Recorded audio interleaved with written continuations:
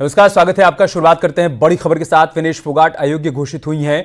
Olympic में विनेश अयोग्य घोषित हुई हैं। ओवरवेट की वजह से उनको अयोग्य घोषित किया गया है। ये बड़ी खबर हम आपको बता रहे हैं।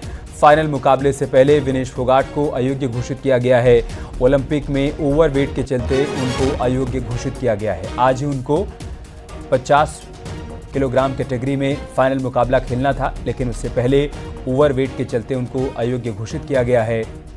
कल ही उन्होंने क्वार्टर फाइनल सेमीफाइनल मुकाबला जीता। भारत के लिए उनसे गोल्ड की उम्मीदें थी। आज उनको फाइनल मुकाबला खेलना था, लेकिन फाइनल मुकाबले से ठीक पहले वो अयोग्य घोषित कर दी गई हैं ओवरवेट के चलते।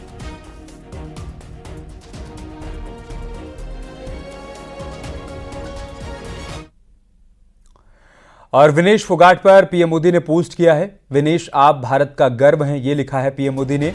आज जो झटका लगा है उससे दुख हो रहा है। मेरे शब्द शायद ही दुख को बयां कर पाएं। ये तमाम बातें प्रधानमंत्री मोदी ने अपने पोस्ट में लिखी हैं। हम आपको वो पोस्ट भी दिखा रहे हैं जो पीएम मोदी की तरफ से किया गया है। विनेश फोगाट के अयोग्य घोषित होने पर प्रधानमंत्री मोदी ने पोस्ट करते हुए उनकी हिम्मत बढ़ाई है, उनका हौसला बढ़ाया है। पीएम ने लिखा है कि विनेश, आप भारत का गर्व हो। आज जो झटका लगा है उससे दुख हो रहा है। मेरे शब्द शायद ही दुख को बयां कर सकें।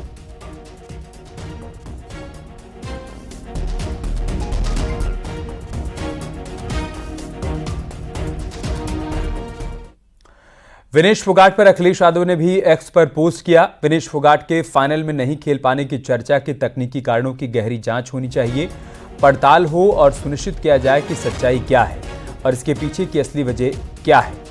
ये पोस्ट किया गया है अखिलेश यादव की तरफ से। सोशल साइट एक्स पर उन्होंने पोस्ट किया है और लिखा है कि विनेश फोगाट के फाइनल में नहीं खेल पाने की चर्चा के तकनीकी कारणों की गहरी जांच होनी चाहिए, पड़ताल हो और सुनिश्चित किया जाए कि सच्चाई क्या है और इसके पीछे की असली वजह क्या है।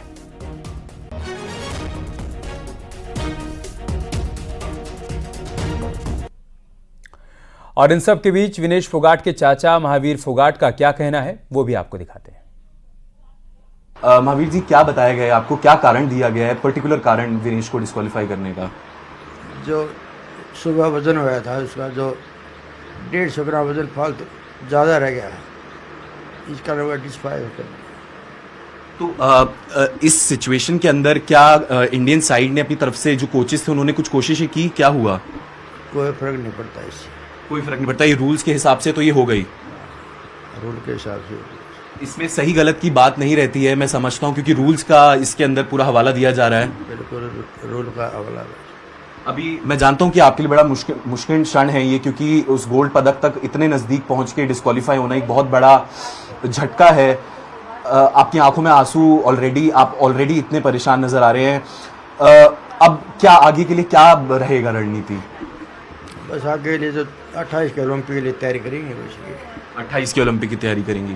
अच्छा, आप विनेश से अभी, हालांकि चंद मिनट हुए इस खबर को आए, क्या विनेश से बात हो पाई है या किसी से उस खेमे में बात हो पाई है? क्योंकि आप बता रहे थे आपके भतीजे भी गए हैं वहाँ पे।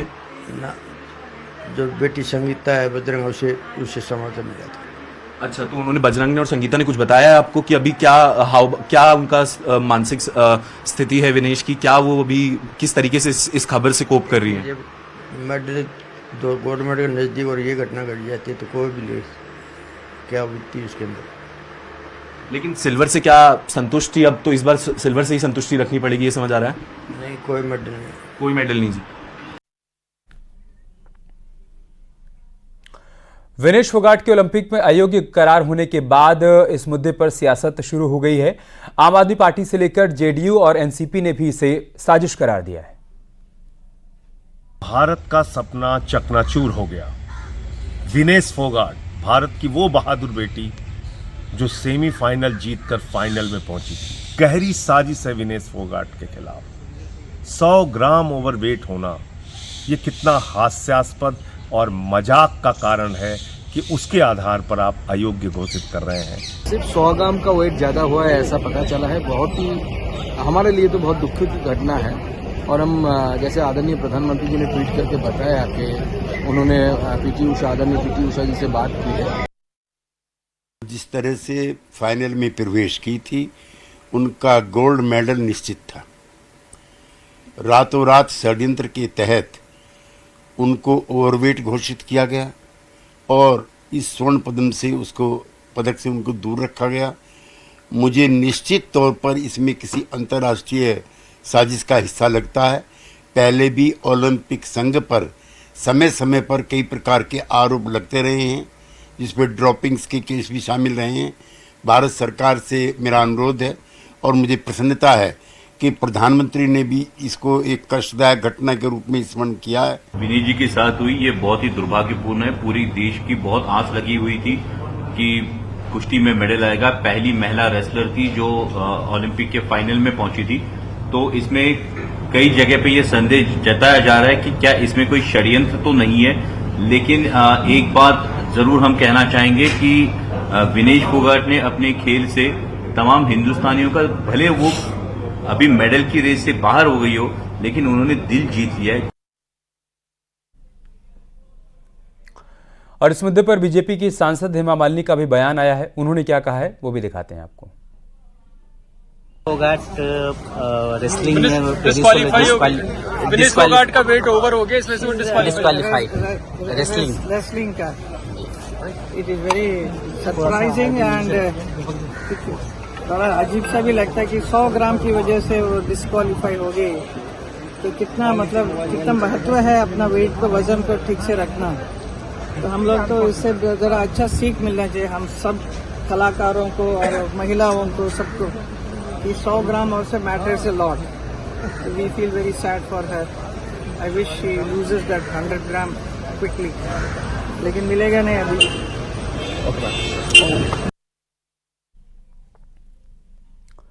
वहीं सांसद करण भूषण सिंह ने विनेश फोगाट पर क्या कहा है वो भी आपको दिखाते हैं। नहीं, हम लोग तो अभी पार्लियामेंट से निकल रहे हैं। लेकिन आपको लगता है कि एक बड़ा जो चूक था, मतलब देश का नुकसान हुआ? अगर ऐसा हुआ है तो देश का नुकसान हुआ। सर, आपको लगता है कि अपील करना चाहिए इसके ऊपर? हाँ, जरूर। फेडरेशन इसमें अपना जवाबदेही करेगी, देखेगी, बात करेगी कैसे क्या हो सकता है। वहीं केंद्रीय मंत्री अमित शाह ने पेरिस ओलंपिक से भारतीय महिला पहलवान विनेश फोगाट के बाहर होने पर उनका हौसला बढ़ाया। उन्होंने कहा कि विनेश विजेता की तरह एक बार फिर वापसी करेंगी। हमारा सपोर्ट आपके साथ हमेशा रहने वाला है। विजेता की तरह वापसी करेंगी, हमारा सपोर्ट हमेशा आपके साथ रहेगा, ये कहना है गृह मंत्री अमित शाह का।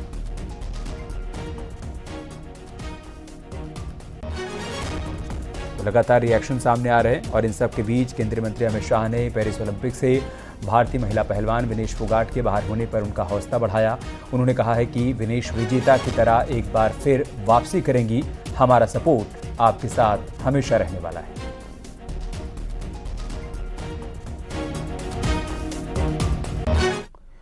एक और बड़ी खबर की बात करते हैं। बांग्लादेश में हिंदुओं पर हमले पर सीएम योगी आदित्यनाथ का बयान आया है। हिंदुओं को निशाना बनाया जा रहा है, ये कहा है मुख्यमंत्री योगी आदित्यनाथ ने। पड़ोसी देशों में मंदिर तोड़े जा रहे हैं। राम मंदिर निर्माण मंजिल नहीं, एक पड़ाव है। इतिहास की गलतियों से सबक लेने की जरूरत है। सनातन धर्म जातिवाद से मुक्ति है। सनातन धर्म के लिए एकजुट होने की जरूरत है। ये तमाम बातें मुख्यमंत्री योगी आदित्यनाथ की तरफ से कही गई। आप दुनिया की तस्वीर वर्तमान में देख रहे होंगे। कुछ तो हमें इन चीजों को देखना पड़ेगा, क्या है इन सब का कारण। आज भारत के तमाम पड़ोसी चल रहे हैं, मंदिर तोड़े जा रहे हैं, चुन चुन करके हिंदुओं को निशाना बनाया जा रहा है, और तब भी हम इतिहास की उन परतों को ढूंढने का प्रयास नहीं कर रहे हैं कि इस प्रकार की दुर्भाग्यपूर्ण स्थिति क्यों वहां पर पैदा हुई है, क्यों पैदा हुई है। और इसलिए बहनों भाइयों, हम याद करें, जो समाज इतिहास की गलतियों से सबक नहीं सीखता है, उसका उज्जवल भविष्य पर भी ग्रहण लगता है। सनातन धर्म पर आने वाले संकट के लिए फिर से एकजुट होकर के कार्य किए जाने की आवश्यकता है। इसके लिए एकजुट होकर के लड़ने की आवश्यकता है।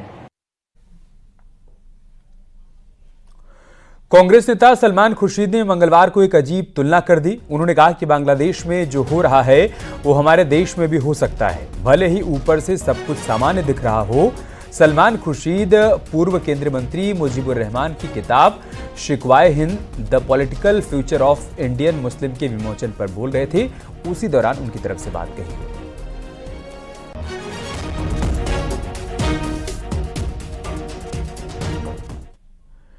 और सलमान खुर्शीद यहीं पर नहीं रुके, उन्होंने शाहीन बाग आंदोलन का भी मुद्दा उठाया। उन्होंने कहा कि शाहीन बाग जैसा आंदोलन आज देश में नहीं हो सकता। खुर्शीद ने कहा कि बहुत से लोग मानते हैं कि शाहीन बाग का आंदोलन सफल रहा, लेकिन शाहीन बाग से जुड़े लोगों के साथ क्या हो रहा है, उनमें से कितने अभी जेल में हैं।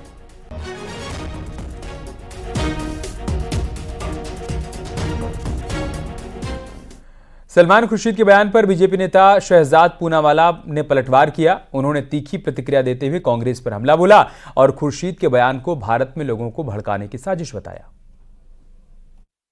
तरफ तो कांग्रेस पार्टी कहती है कि बांग्लादेश में जो स्थितियां बन रही है, घटनाक्रम हो रहा है, उसको लेकर भारत सरकार के साथ वो खड़ी है, भारत सरकार के स्टैंड के साथ वो खड़ी है। परंतु दूसरी ओर कांग्रेस के नेता, इंडिया अलायंस के नेता, चाहे सलमान खुर्शीद हो, चाहे संजय राउत हो, चाहे इल्तिजा मुफ्ती हो, महबूबा मुफ्ती की बेटी हो, ये नेता लगातार भड़काने की कोशिश कर रहे हैं। अब सलमान खुर्शीद कहते हैं कि जो बांग्लादेश में हुआ वो भारत में भी हो सकता है। क्या ये भड़काने की कोशिश की जा रही है? क्या ये किसी को आइडिया देने की कोशिश की जा रही है? वह बीजेपी के प्रदेश अध्यक्ष भूपेंद्र चौधरी ने कांग्रेस पर निशाना साधते हुए कहा कि कांग्रेस तुष्टीकरण करती है। हर घर तिरंगा अभियान के जरिए कांग्रेस के हम पोल खोलेंगे। माननीय प्रधानमंत्री जी ने विपक्ष का जो एजेंडा है, समाजवादी पार्टी का और कांग्रेस पार्टी का, जिस प्रकार से ये पिछड़ों का आरक्षण काटकर मुस्लिमों को आरक्षण देने का इनका योजना है, भारतीय जनता पार्टी का एक को एक कार्यकर्ता उसे सफल नहीं होने देंगे। हमारी पूरी पार्टी माननीय प्रधानमंत्री जी और माननीय योगी जी के नेतृत्व में संविधान में जो प्रदत्त आरक्षण की व्यवस्था है उसके साथ आगे बढ़ेंगे। बिल्कुल। सीएम योगी आदित्यनाथ ने अयोध्या में रामचंद्र दास महाराज की मूर्ति का अनावरण किया। दिगंबर अखाड़े में आयोजित श्रद्धांजलि सभा में हिस्सा लिया और संतों के साथ राम मंदिर आंदोलन के पुरोधा रामचंद्र दास परमहंस को श्रद्धांजलि दी। इस मौके पर सीएम योगी के अलावा कई साधु संत मौजूद थे।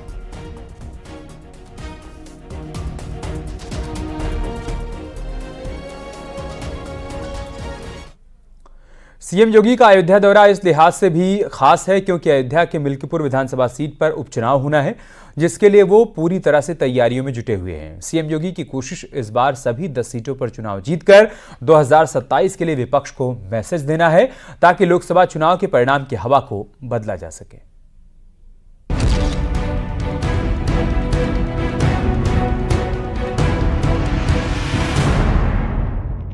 उत्तर प्रदेश में एक बार फिर सियासी बिसात बिछ चुकी है।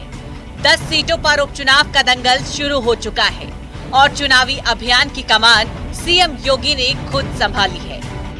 इस बार 10 विधानसभा सीटों के लिए होने वाले उपचुनाव में बीजेपी को जिताने के लिए सरकार और संगठन मिलकर तैयारियों में जुट चुके हैं। मुख्यमंत्री योगी की ओर से गठित 30 मंत्रियों की टीम के अलावा सीएम, दोनों डिप्टी सीएम, बीजेपी प्रदेश अध्यक्ष भूपेंद्र चौधरी, महामंत्री संगठन धर्मपाल भी चुनावी तैयारियों पर नजर रखेंगे। सीएम आवास पर हुई टीम 30 की बैठक में उपचुनाव की रणनीति बनाई गई। साथ ही ये भी क्लियर हुआ कि सीएम योगी सभी 10 सीटों पर चुनावी रैली करेंगे। केशव मौर्य फूलपुर और मांझवा में जनसभा करेंगे। ब्रजेश पाठक सीसामऊ और करहल सीट पर दम दिखाएंगे। भूपेंद्र चौधरी मीरापुर और कुंदरकी में चुनावी दौरा करेंगे, तो वहीं महामंत्री संगठन धर्मपाल खैर और गाजियाबाद का दौरा करेंगे। इन सभी नेताओं के साथ पहले से तय 3 मंत्रियों को 10 सीटों पर लगाया गया है। भारतीय जनता पार्टी ने उत्तर प्रदेश में उपचुनाव की 10 सीटें जीतने के लिए पूरी तरीके से कमर कस ली है। भारतीय जनता पार्टी के बड़े नेता चुनावी व्यूह तैयार करने में जुट गए हैं। खुद मुख्यमंत्री योगी आदित्यनाथ कटेहरी और मिल्कीपुर के दौरे करेंगे और वहां पर चुनावी व्यूह रचाएंगे। मुख्यमंत्री योगी आदित्यनाथ के दौरे आज से शुरू भी हो गए हैं, जहां मुख्यमंत्री योगी आदित्यनाथ अयोध्या में मिल्कीपुर के सियासी समीकरणों को समझेंगे। वहीं दूसरी तरफ अंबेडकर नगर में आज मुख्यमंत्री योगी आदित्यनाथ वहां कटेहरी जो विधानसभा सीट है उपचुनाव की, उसके सियासी समीकरणों को समझेंगे। और इसी तरीके से भारतीय जनता पार्टी के प्रदेश के अध्यक्ष भूपेंद्र चौधरी, महामंत्री संगठन धर्मपाल और दोनों डिप्टी सीएम 2-2 सीटों पर प्रवास करेंगे और वहां के दौरे करेंगे। यानी कमान सौंपने के बाद अब बीजेपी की नजर उन प्रत्याशियों पर है जिनकी पकड़ अपने क्षेत्र में काफी मजबूत हो। इसको लेकर सीएम ने सभी मंत्रियों से ये भी कहा है कि जनता से संवाद के दौरान संभावित और मजबूत प्रत्याशियों के चेहरे को लेकर चर्चा करें, जनता से प्रत्याशियों के बारे में सुझाव भी लें और ये भी पूछें कि उनकी पसंद कौन है और जातीय समीकरण के लिहाज से जनता की पसंद कौन बन सकता है। देखिए, माननीय मुख्यमंत्री जी निरंतर मंडलों की समीक्षा कर रहे हैं, विधायकों से मिल रहे हैं और पार्टी भी बाई इलेक्शन को लेके अपने पदाधिकारियों को लगाई हुई है। सरकार के मंत्री लगे हुए हैं, निरंतर उसकी बैठकें हुई हैं, कल भी बैठक हुई है और कहीं न कहीं बाई इलेक्शन की 10 सीटों को हम कैसे जीत सकते हैं, इसके लिए सरकार और संगठन दोनों उस प्रयास में लगे हुए हैं। और मैं आपको विश्वास दिलाता हूं कि संगठन की ताकत और सरकार की योजनाओं के दम पर हम 10 की 10 सीटें जीतने में कामयाब होंगे।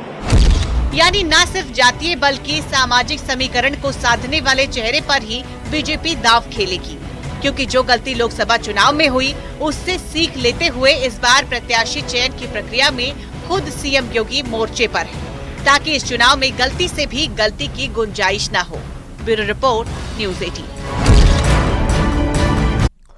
इधर सीएम योगी ने विनेश फोगाट पर ट्वीट किया है और लिखा है कि आप सभी भारतवासियों के लिए गौरव हैं, विजेता हैं, चैंपियन हैं।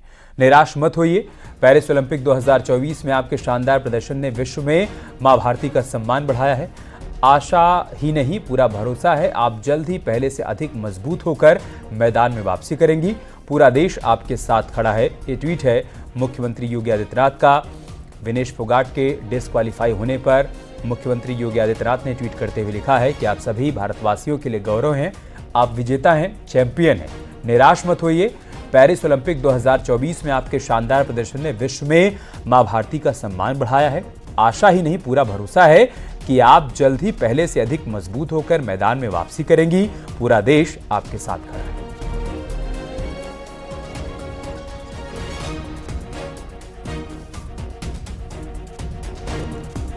विनेश को लेकर राहुल गांधी ने भी ट्वीट किया है कि विश्व विजेता पहलवानों को हराकर फाइनल में पहुंची भारत की शान विनेश फोगाट का तकनीकी आधार पर अयोग्य घोषित किया जाना दुर्भाग्यपूर्ण है।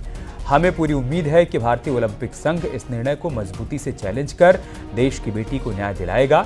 विनेश हिम्मत हारने वालों में से नहीं है।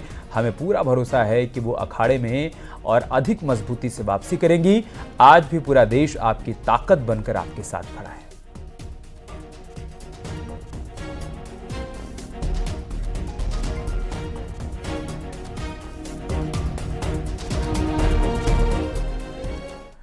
एक तरफ बीजेपी अभी से उपचुनाव की तैयारियों में जुटी हुई है तो दूसरी तरफ अखिलेश यादव प्रत्याशियों पर मंथन शुरू कर चुके हैं। यह दावा किया जा रहा है कि लोकसभा चुनाव की तरह इस चुनाव में भी अखिलेश पीडीए फॉर्मूले के साथ परिवार का दम दिखा सकते हैं और साथ ही दावा यह भी किया जा रहा है कि उपचुनाव के रास्ते अखिलेश यादव और राहुल गांधी 2027 का प्लान भी तैयार कर रहे हैं।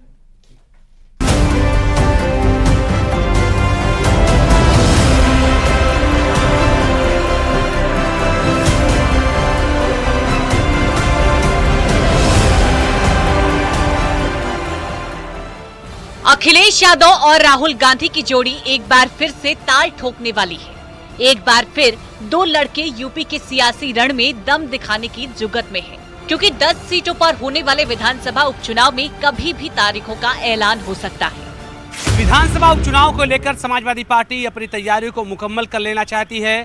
समय से पहले ही समाजवादी पार्टी इस बात को चाहती है कि वो अपने प्रत्याशियों का ऐलान कर दे।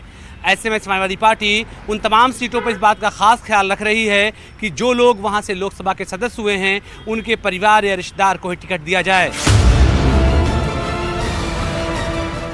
जिस एजेंडे के साथ 2024 के लोकसभा चुनाव में समाजवादी पार्टी और कांग्रेस ने अपनी चुनावी रणनीति तैयार की थी, अब उसी एजेंडे को आगे बढ़ाने की चर्चा शुरू हो गई है। दावा किया जा रहा है कि अखिलेश यादव अपने पीडीए फॉर्मूले के साथ परिवारवादी प्रत्याशियों को मौका देंगे। सूत्रों के मुताबिक करहल सीट पर अखिलेश यादव भतीजे तेज प्रताप को उतार सकते हैं। मिल्कीपुर सीट पर अवधेश प्रसाद के बेटे अजीत को मौका मिल सकता है। कटेहरी सीट पर लालजी वर्मा की बेटी छाया वर्मा का नाम चर्चा में है। सीसामऊ सीट पर इरफान सोलंकी के परिवार से किसी को टिकट मिल सकता है। तो दूसरी तरफ माना जा रहा है कि इन 10 सीटों में से 2 से 3 सीटों पर कांग्रेस भी अपने प्रत्याशी मैदान में उतार सकती है। बात अगर हम कटहरी की करें तो वहाँ से समाजवादी पार्टी मौजूदा वक्त में वहाँ के सांसद की बेटी को टिकट देना चाहते हैं। वहीं फैजाबाद लोकसभा सीट से वहाँ से चुने गए सांसद के पुत्र को टिकट समाजवादी पार्टी देना चाहती है। इसी तरह तमाम सीटों पर समाजवादी पार्टी कोशिश कर रही है कि परिवार या उनके रिश्तेदार के लोगों को उतारा जाए ताकि सॉफ्ट सिंपैथी बनी रहे। बाकी 4 सीटों पर भी समाजवादी पार्टी फैसला जल्द कर लेगी। लोकसभा चुनाव के बाद